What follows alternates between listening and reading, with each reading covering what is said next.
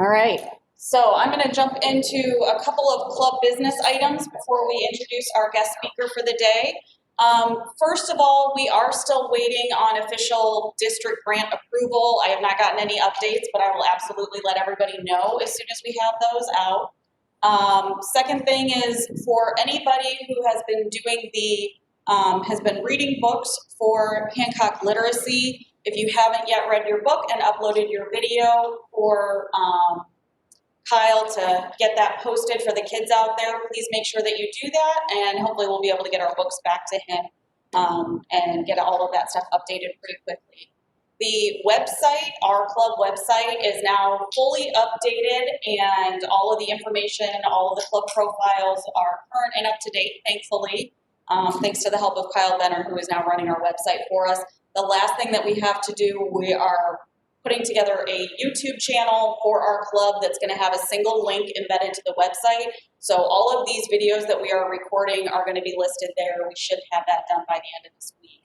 So anybody who's missed anything or wants to go back and hear a speaker that, they didn't get to see the full presentation, if they logged in remotely or if they weren't able to log in and view it all, those will be available out there, and we're just going to keep them out there posted by date and name of guest speaker. I want to hand it over to Chris Wren. He has some information on the Salvation Army bell ringing for us. Well, in fact, I wasn't even here last week. We already got all these volunteers for Salvation Army ringing bells, so that's great. It is Saturday, December the 5th, so remember that is not the OSU theme of the morning. That is not state. So, no excuses. We should be able to fill all these slots. So, we're all the way 3 o'clock. All 3 o'clock. We have some slots from 3 to Walmart, beside Walmart, food side.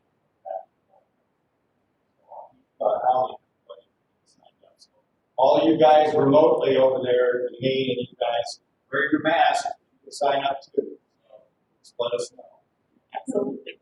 Thanks, Chris. Yeah, if anybody wants to sign up, but you're not here in person, just let us know. We'll put you down for your preferred time slot. And we'll keep passing around that sign-up sheet to make sure that we get it out to as many people as possible, cover those volunteer slots. And keep in mind, you can bring a spouse with you, you can bring kids, friends, whoever, you're there for an hour. We did put out some flyers on the table of rules to follow to make sure that we're not disrupting any COVID requirements or regulations, and kind of the things that you need to keep in mind when you're sitting or when you're taking care of that hour and ringing the bell for Salvation Army. But they really do appreciate us being able to do this and cover this. So thank you for those of you who have already volunteered, and for anybody else who is able to do that. Quick reminder, we do have a board meeting on Tuesday the 17th, this month's board meeting. It is going to be held at my office, Resolute Wealth Advisor on East Main Cross. So if you would like to attend, or we offer virtual login for the board meetings as well. So if you would like to be a part of those, just let me know. I'll send you a link, or you're welcome to show up. We just meet in the conference room in my office, and that is the 17th at noon.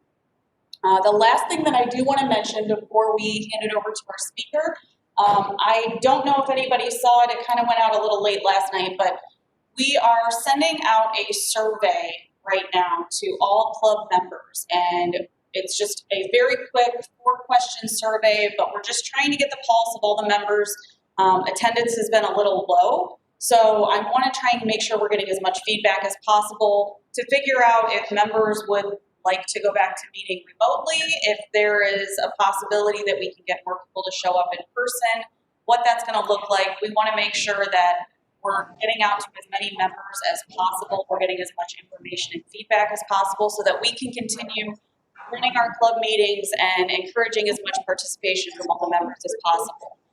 That survey is going to be out and available for probably a week or two. I want to give it some time to make sure we get as many responses as possible.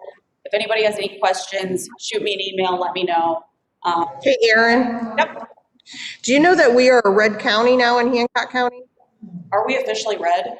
Yes, we are officially red because we have to be tested not once, but twice now a week. It Okay, just came out, so I don't know if that's going to change a lot of what you just talked about, but keep it in mind. okay, no, I appreciate that. I know it was being talked about. I didn't realize it was official, so Yes, we might wind up back to virtual then anyway. Thanks for the update. yep. All right, well, that might answer that question anyway. For now, I would like to go ahead and introduce our guest speaker. Today, we have Carla Benjamin here speaking with us, or speaking to us from Welcome to a New Life. Carla was born in Defiance, Ohio. She's a graduate from the University of Findlay with a bachelor's degree in Spanish business with a minor in business administration. After graduation, Carla remained in Findlay. She's built many relations and networks in the Findlay area through jobs she's had, volunteering at schools, in PTO meetings, and other nonprofits over the years. Her 10 years as a member service coordinator for the Chamber of Commerce has been a big attribute to her to smooth transitions to a Welcome to a New Life's executive director position. She is currently a co-chair of the Opiate Task Force Community Awareness Committee through the Adamus Board. She's also a member of the Cultural Humility and Health Equity Delegation, a committee that she initiated by gathering others with hopes to provide advocacy for diversity and inclusion in the Findlay-Hancock County. Carla will be finishing her board presidency for Cancer Patient Services in December, and she and her husband Jake have 4 children. We are excited to welcome you here today. Thank you. Carla, come on up.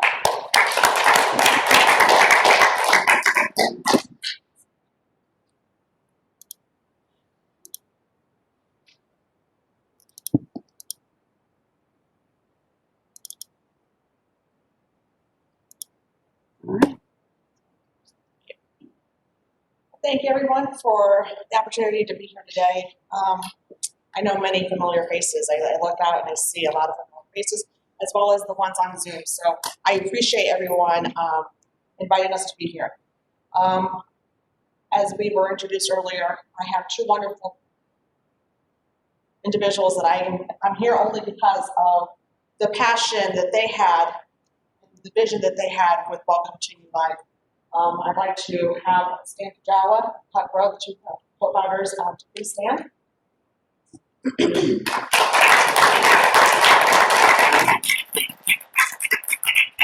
with me also is our board treasurer and secretary, Dr. John Malakis. When I first started, when I went for my first interview, these were the 3 men, then Tamara Rudy, that were at that table. I will tell you, I was a little nervous. But the interview went well. 7 months later, I am here, and I am very honored and pleased to present to you some updates. I know that these gentlemen came and presented a while back, so this is a great time for us to give you a little update as to where we're at. Welcome to a New Life. The mission of our program is to provide mentorship and resources for adults who are involved in the Hancock County criminal justice system, helping these individuals live crime-free, drug-free, productive lives. At this time, we have 24 men in our program and 3 women, so we're pretty excited about that.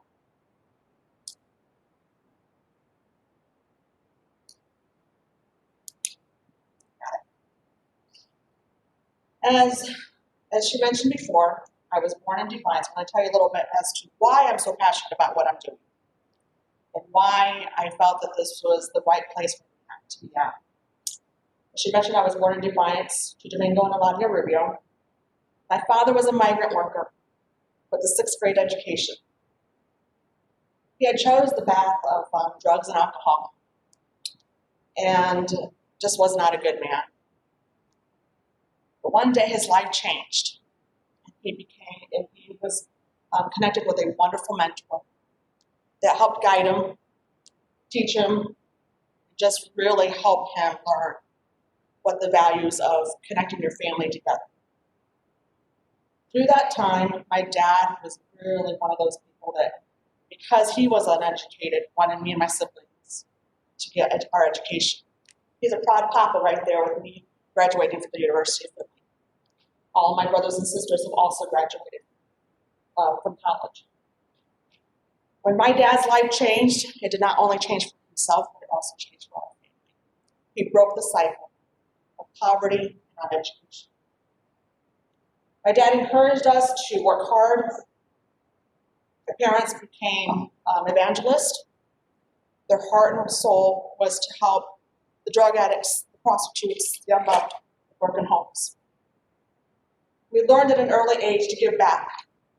We would go to the migrant camps around Pandora, Gilboa, Ottawa. We would share love, support, and hope to the individuals wanting to break the cycle as well.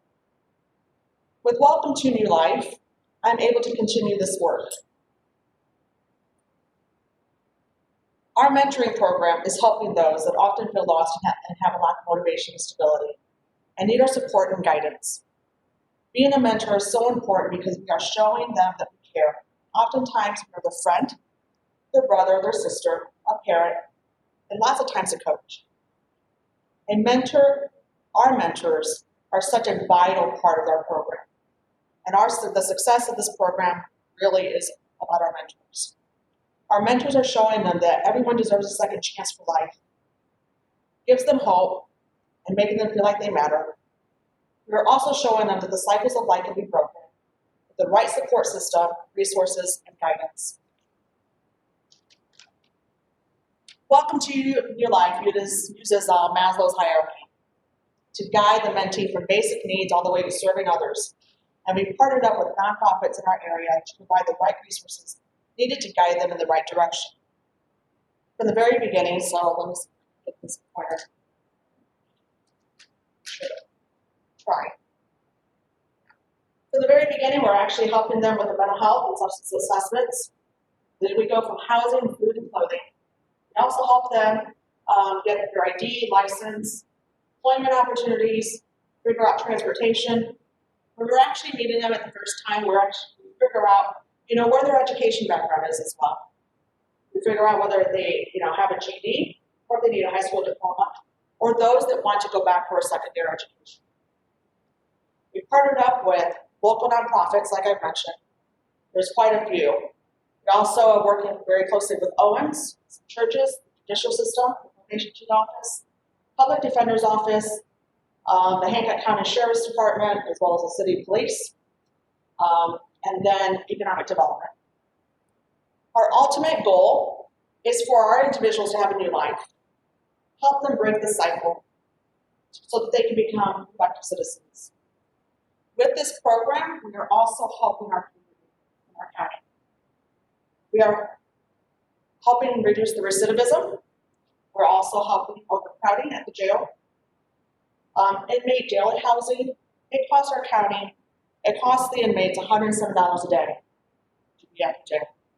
So if you think of overcrowding that was done in 2019, the county spent $500,000 so that way we can house or transport them to different other counties in our area. Our goal is also to help with unemployment, to reduce that unemployment rate. We are working very closely with some wonderful businesses to help the inmates, when they get out, find employment.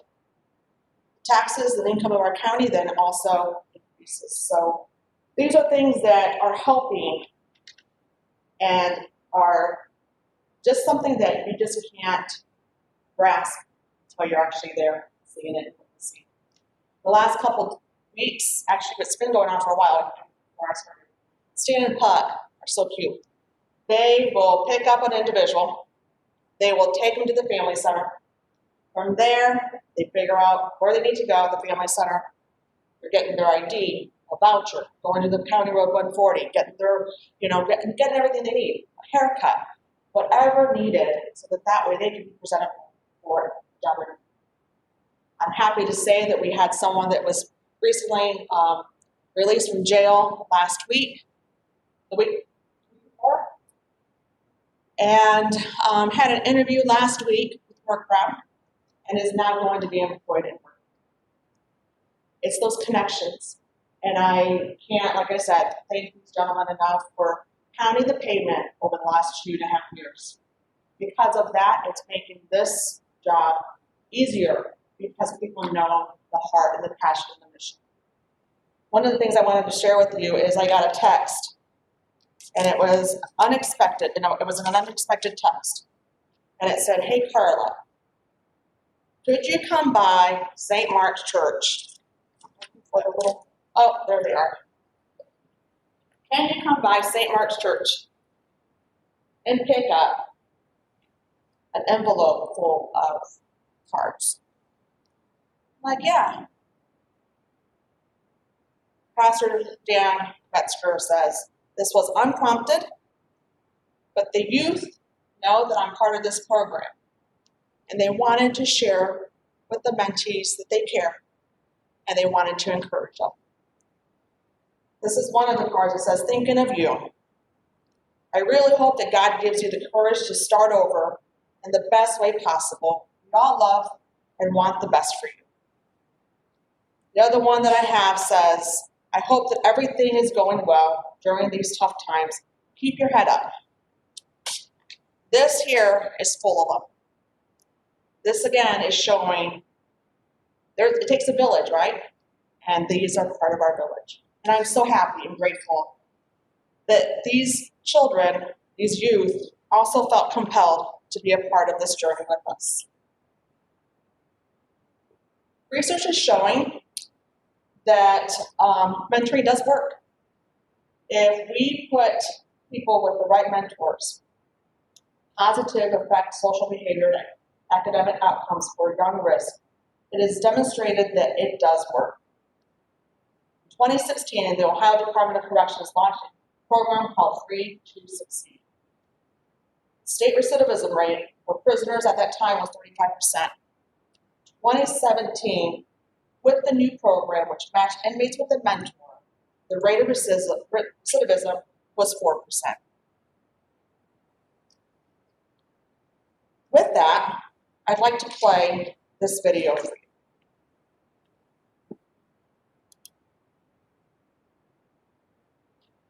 Over the last 2 years, Welcome to New Life has had wonderful successes. We've had several people through our program. And now I'd like to share with you one of them. And his name is Russell. My name is Russell Monroe. I am a recovering addict of a little over a year.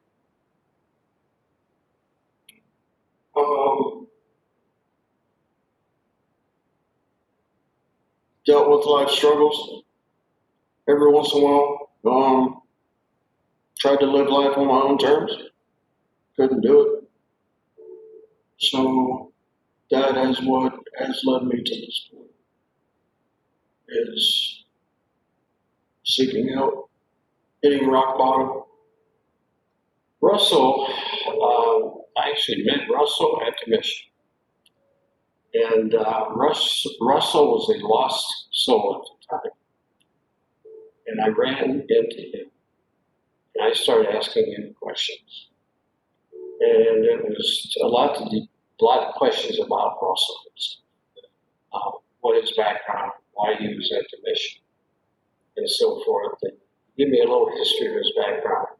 It says that he was a good man. And I felt that our Welcome to New Life could really do something to help this individual. It happened by chance more than anything. I was at this city mission where I'm a resident. My pastor's wife was my case manager, and it just so happened that one of the founders, Stan, was standing there, and he was asking her, "Hey, do you know anybody that needs a job?" And I just happened to walk through the door as they're talking, and I'm like, "Man, I need a job." She's like, hey, this guy right here, he needs a job. So me and him got to talking, we exchanged numbers.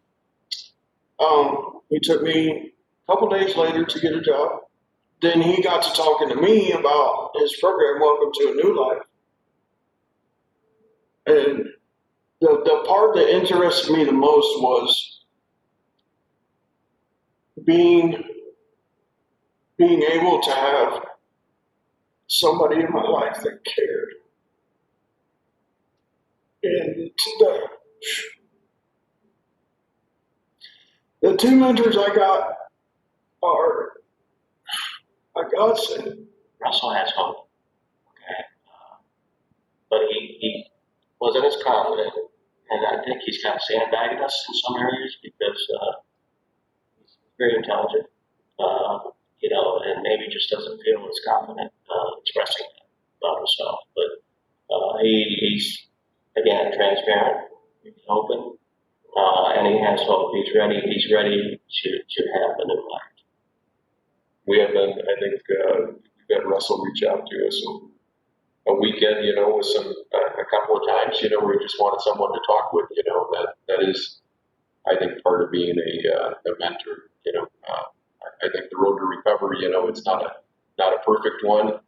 So you want to be there, I guess, you know, with some challenges too. And hopefully those, as they start to take the road to recovery, they have fewer challenges like that too. The people they put in your lives are not there for you to use. They are to tell you in a nice way, hey dude, get your head out of your ass.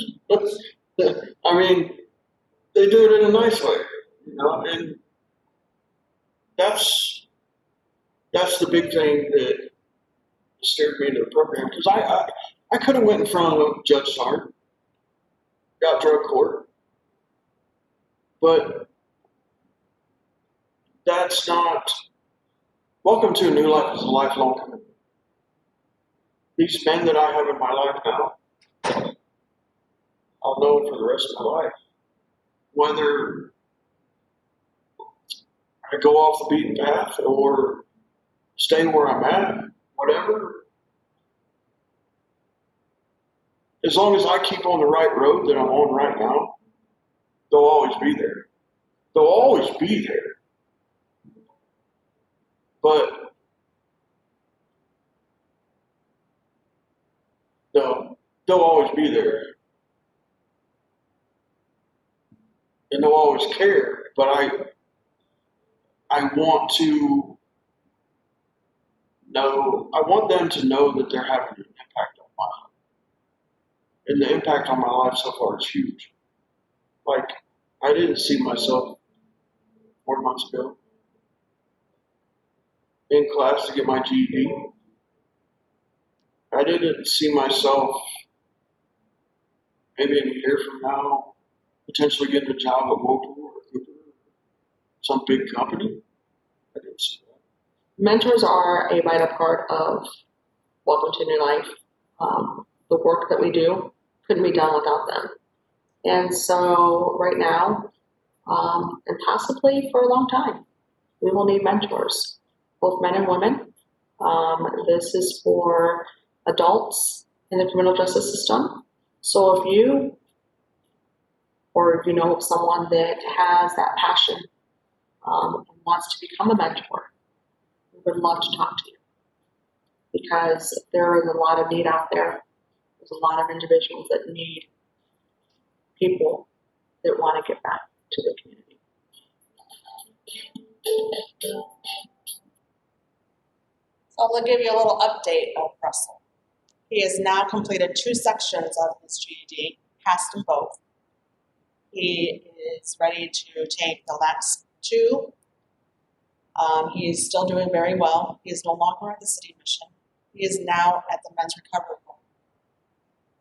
This is something big, because at the city mission, you know, things are there. There's the bed, there's the food. They don't have to worry about having to pay. This is a big step, because now they're learning the responsibility of making a living, making sure he's getting fed, making sure that there's accountability, and there's things that he is learning at 41 years old. That's the impact. That's the things that these mentors are helping them. They're not doing it alone. Our village is big. We have these gentlemen here, and we also have our wonderful board. Plus, like I said, can't do this without our mentors. When I started, this is where we were at in regards to our mentors and mentees. As you can see, the increase of mentees, which is the lighter, and then the increase of mentors as well. The need is still there, as I mentioned on the video. We still need mentors and mentees. Because the referrals that we're getting them from the probation office, getting them from public defenders, we're getting them, I actually got one from Lieutenant Stewart the other day about an individual that was working in the kitchen, and they just saw his heart. Getting those referrals from Sarah Wagner, who was contracted out from the county, but also FRC. And now I'm working with Kelly Ash, who works at FRC. A lot of new clients. We're also getting them from our Chaplain Woodward, who is on our board. Family and friends have been reaching out as well.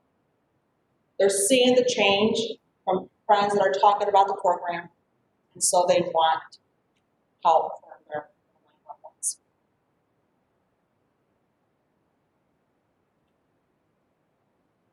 This is a chart that pretty much shows you, the colors are green is for those that are doing well. They're in a good spot. The yellow shows that there's a little bit of concern, and the red is there by you have a relapse or something and some other issues. But as you can see this graph, these are actually individuals that are part of our program.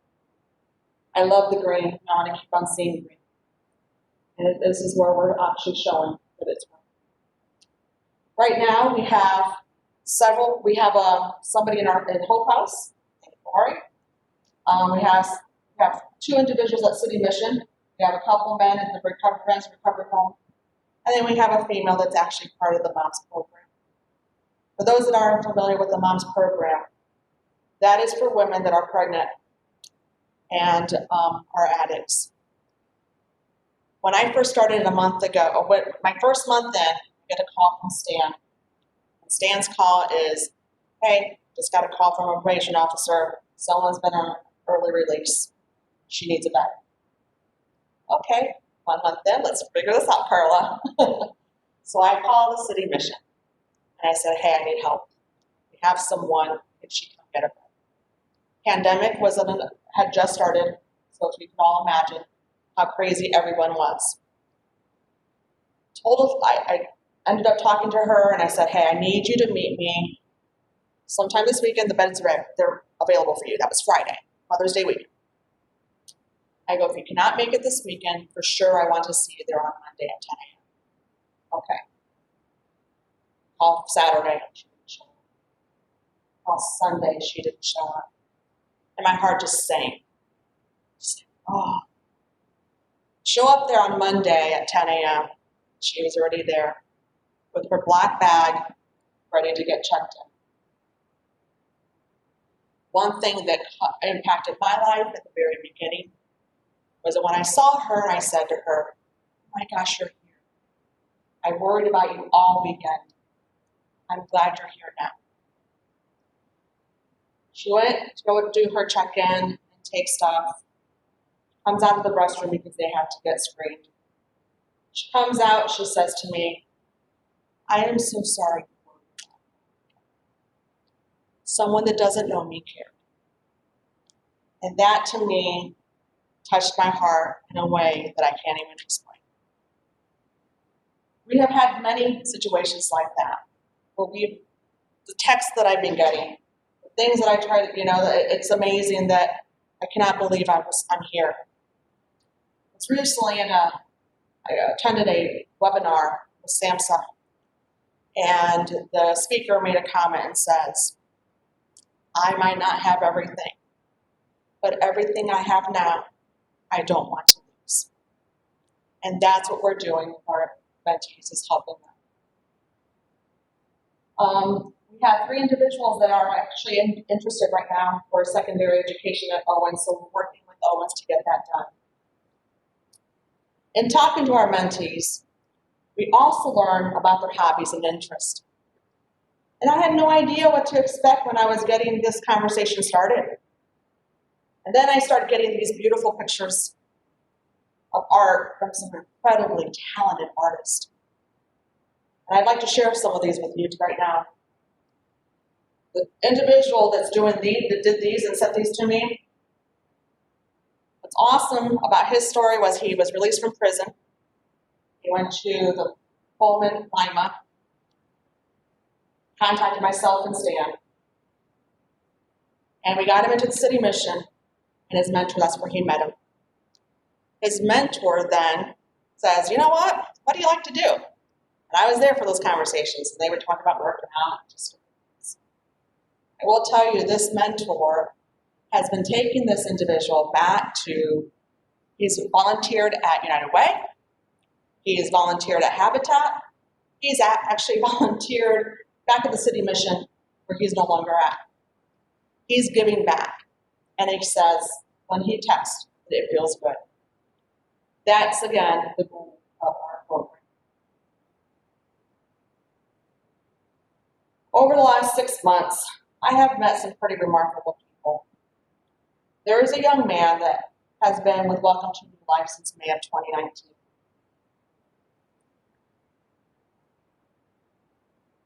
I want to celebrate his journey and his path that he's on now. He's been working, plans to go back to school. He has a wonderful mentor that have encouraged him and kept him motivated towards his goals, but most importantly have helped him with his self-worth and purpose. I am so pleased that he was willing to be here today. I would love to welcome my friend, Richard.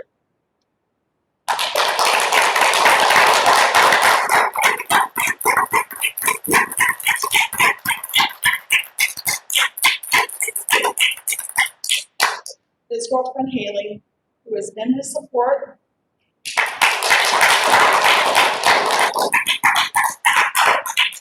I'm learning from them just as much as they're learning from us. And that's what really is awesome about this, is that we are family now. We are that support. He knows that I can text him, he can text me, he can text his mentors, text Stan or anybody in. They're not a number in our program. They're people, humans, who just want love, support, guidance, hope for a new life.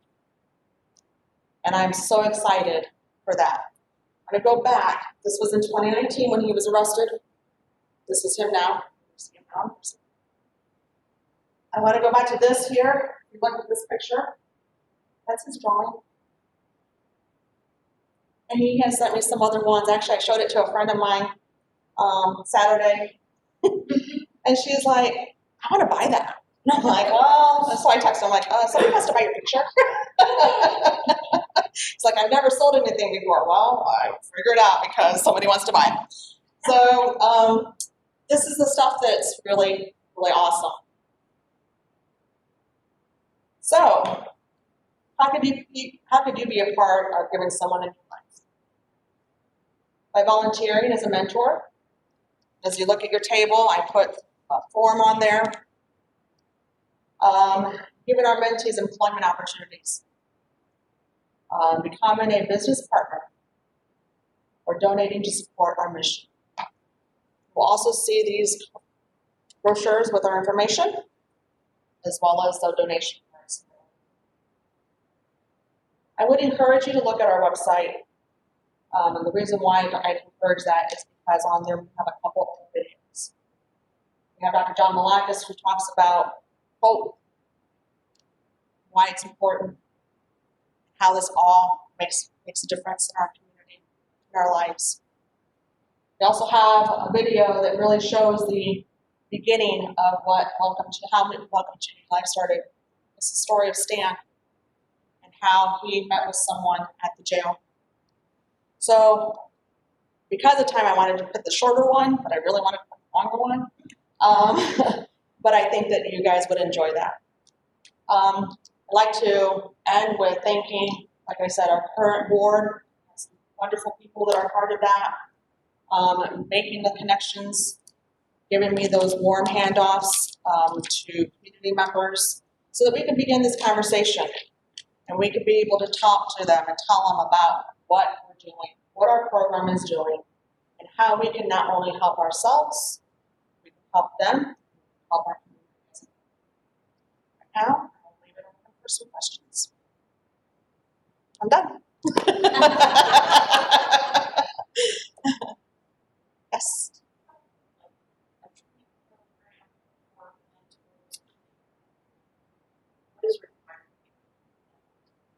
Absolutely. We do have training. So we actually have an orientation training that we begin. Our mentors are required, there's paperwork that they need to do, and actually you can find this all on our website. We do ask for a background check as well as a drug screen. But then there's, the orientation that we do. I could do that virtually, do it in person, whatever you feel more comfortable doing. We then have a training that we talk about understanding that Amber Wolfram did for us. And so we are now working on another training that will talk about mental health first aid. So we are actually continuing mentor training. It's not like a one-off. We're also, to help our mentors, we have mentor open discussions via Zoom right now. The reason why is because we're all in that same circle, and so we can learn off of each other. We have a couple mentors, I always say BC before Carla, that were part of Welcome to New Life. And it's great to have their input, the things that they've learned, and then comparing that or helping the newer mentors. Our mentors come from all aspects of life. We have had some wonderful ones. Those two gentlemen there both work at Cooper Tire. We have a banker, we have a couple counselors, like school counselors that are part of our mentoring program. And in talking to people and having these one-on-ones, I'm hearing more and more that this isn't isolated. This isn't something that it just affects certain people. This is something that I think everyone in this room has had some type of effect. It's awesome when you see people wanting to give back because they know that. And that's what I really, truly love about this program is that we're seeing that. We actually have 2 felons that are now also mentors because they see the need of giving back. They know what it was like. And when I hear that, it kind of makes me that proud person and kind of thinks, it makes me think of my father because that was exactly his heart.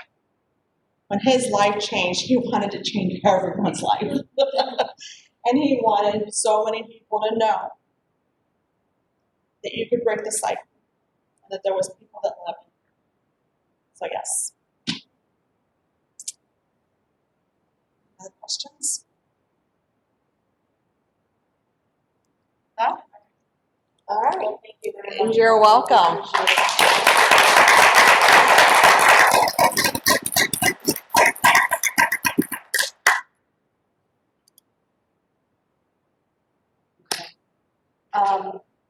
Thank you again for being here today, for all the information and for all the work that you all do. Richard and Haley, I think I speak for everybody here. We're so happy to have you here and so thrilled to see where you come from, where you started out, where you are now. And you should be incredibly proud of yourself. It's a major change. And anybody who's been through it with a loved one or a family member knows how significant it is. It's great to see. I know we say this all the time, but we have such a caring community, and we are so blessed to have the people around us that we do here. And it touches my heart to see it, and I hope it touches everybody's heart here as well. And you guys remember that and keep it with you as you go forward today and through the week and through the year that we've had. It's really what matters most. So thank you again for being here today. I'm going to go ahead and wrap it up. Is there anything else that anybody wants to share or say for the good of the order? Anything that anybody wants to make sure that they're calling to our attention at the end today? I rang the bell. Thanks, Chris. We still need volunteers. The first year the weather was really crummy, Roy Paul and I stood up and rang together and rang the bell. Then we did it by ourselves. The weather was good last year, like Florida weather out there. Yeah. It's December. Beautiful. So hopefully another beautiful. That's what we're going to hope for again. Yep. Thanks, Chris. All right. And again, if anybody online wants to volunteer, just let us know. We'll get your name signed up for a time. With that, thank you all for being here today, and let's go make it a great day. Thank you, everybody.